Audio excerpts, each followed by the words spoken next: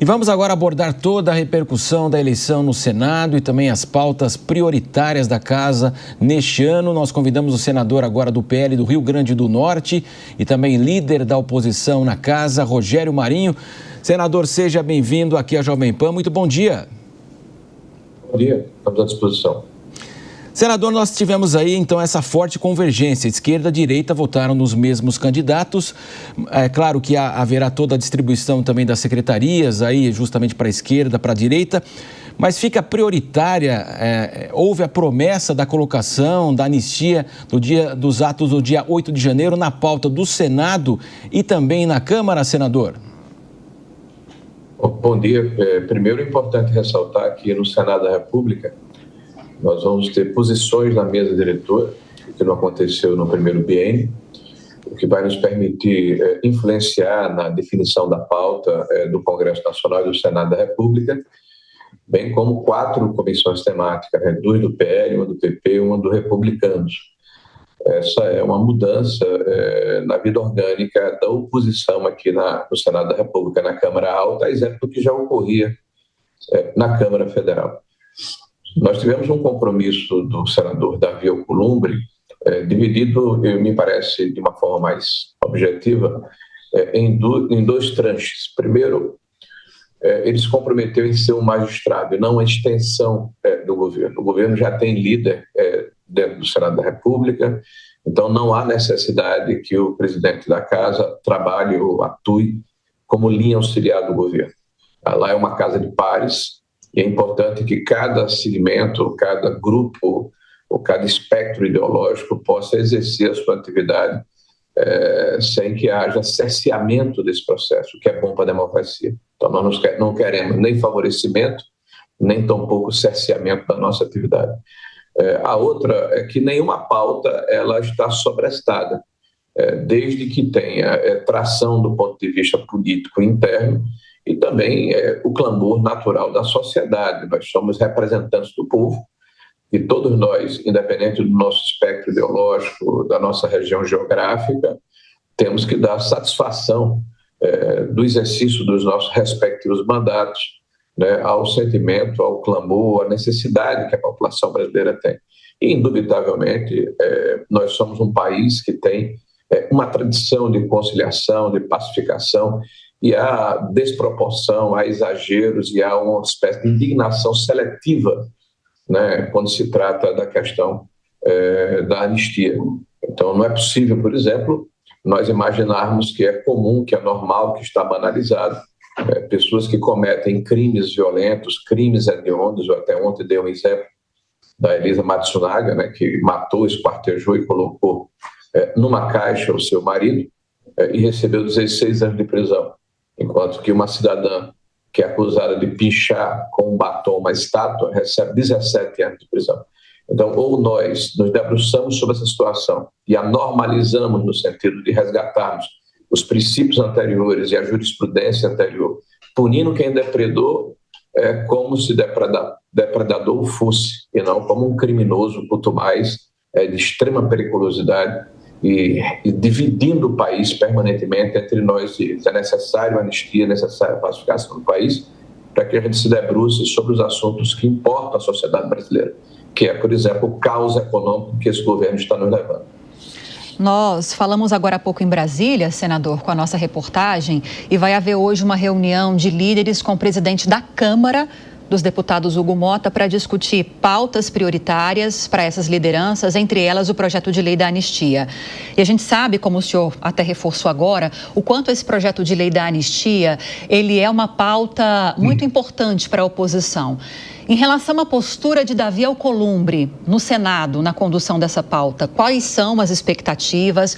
Tem a questão das emendas parlamentares também. Ele já chegou a falar que essa questão vai ter protagonismo agora na presidência dele. A própria questão da competência dos poderes, priorizando o que é de competência do Legislativo em detrimento ao que o STF entende ser competência do STF. Há opiniões contrárias em relação a isso. Como ele deve conduzir essas questões, na sua opinião, senador?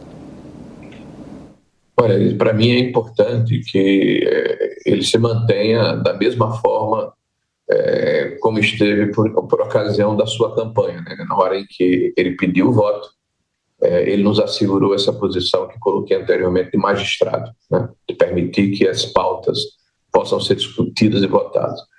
Nós vivemos no mesmo país, e esse país é um país que está resvalando para um processo de deterioração do poder de compra da população, fruto da forma, eu diria, perdulária, descuidada e equivocada que o PT vem se comportando, né, com as contas públicas.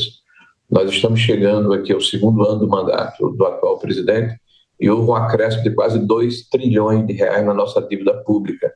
Então, não é por acaso que o Banco Central, que exercita a política monetária para frear a inflação, que é o que mais vitimiza a população mais fragilizada do ponto de vista econômico, nos lega hoje o maior juro real do mundo. A Argentina, na hora que se reposicionou na semana passada, nos colocou nesse deplorável posto de país que pratica o maior juro real do mundo.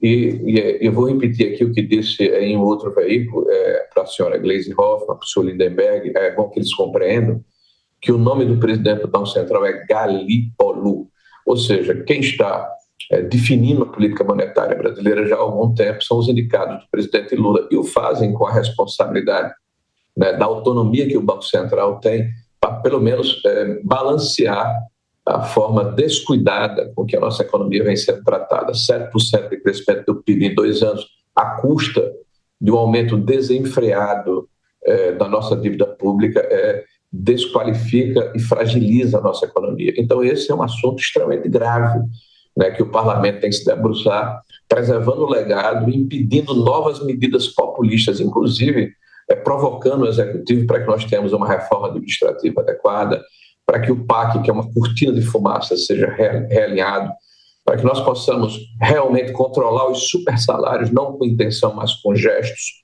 né? E que cada um dos poderes, sentado na mesa, faça uma grande concertação nacional para abrir mão de algumas situações que, porventura, o beneficiem em prol do bem comum. Agora, para isso é necessário termos um líder, que nós não temos à frente da presidência da República, que todo dia faz um discurso de ódio, dividindo o país entre nós e eles. Então, a missão e a ação, tanto do Alcolumbre como do Hugo Mota, são extremamente importantes e relevantes desse processo, para que nós tenhamos a agenda correta, a agenda adequada. Agora, a reconciliação do país, num país como o nosso, que tem uma tradição de dezenas de anistias ao longo do seu tempo, e anistiar pessoas que não cometeram crimes violentos, anistiar pessoas que não tinham o intuito de derrubar o governo, estavam na Praça dos Três Poderes com uma manifestação de resignação com o resultado eleitoral e que, de fato, alguns depredaram e têm que ser penalizados por a sua depredação. Mas não se pode estigmatizar a metade do Brasil como se fosse fascista, nazista, radical. A metade do Brasil não pode ser desumanizado. Então, essa discussão ela precisa ser colocada em tela. Nós precisamos pacificar os espíritos para que nós nos debrucemos no que realmente importa para o Brasil e deixar essa cortina de fumaça de lado. Senador, considerando, eu vou voltar agora a pauta para o Congresso, né? Mas considerando esse novo comando no Congresso Nacional, os desafios para 2025, como que o senhor avalia essa capacidade do Legislativo de conduzir pautas de interesse nacional sem se tornar refém das pressões do Executivo e dos grupos de interesse? Tem espaço para um Congresso, para ele atuar de forma mais autônoma e programática, ou essa fragmentação partidária ela pode favorecer uma governabilidade baseada nessas negociações ainda? O Congresso consegue ser autônomo nesse ano? Olha, o Brasil hoje vive uma distopia, né? É uma hipertrofia clara de um poder sobre os outros, em especial o judiciário, em relação ao parlamento e ao próprio executivo. Não é normal acharmos que devemos banalizar o fato de que o Supremo Tribunal Federal está definindo o preço de jazigo de cemitério na cidade de São Paulo, ou o muro da Cracolândia, né? Ou a quantas gramas um usuário precisa ter no seu bolso para ser caracterizado como um traficante de drogas. Então, claramente, essa ação de ativismo judicial desequilibra o processo e agride, inclusive, o princípio constitucional de uma democracia liberal. Nós temos processos extremamente relevantes, projetos que precisam ser colocados em tela. Eu evoco, por exemplo, a questão da própria liberdade de imprensa.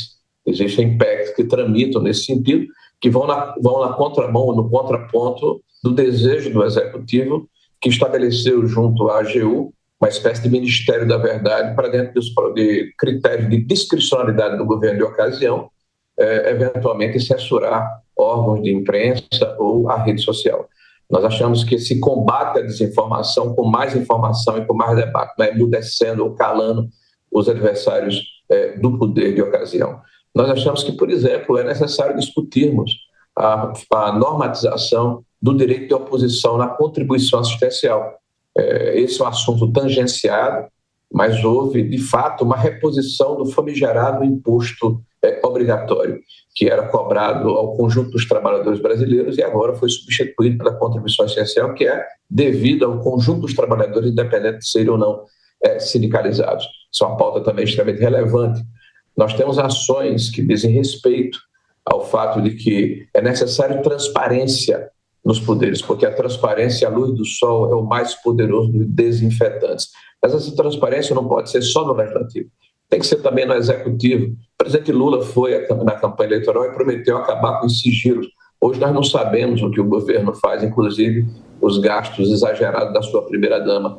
Nós não sabemos como se comportam, né, os senhores ministros do Supremo Tribunal Federal, né, que impedem acesso, por exemplo, aonde eles vão, quem paga as suas viagens, a quem eles dão palestras. Essas são empresas, por exemplo, que têm conflito de interesse em julgamentos que eles, porventura, vão efetuar no futuro.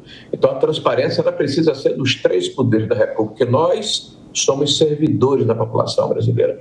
Nós não podemos passar a impressão à sociedade que apenas nos servimos dessa sociedade. Então, é necessário ter coragem para torar esse nó gordo, para cortar esse nó gordo.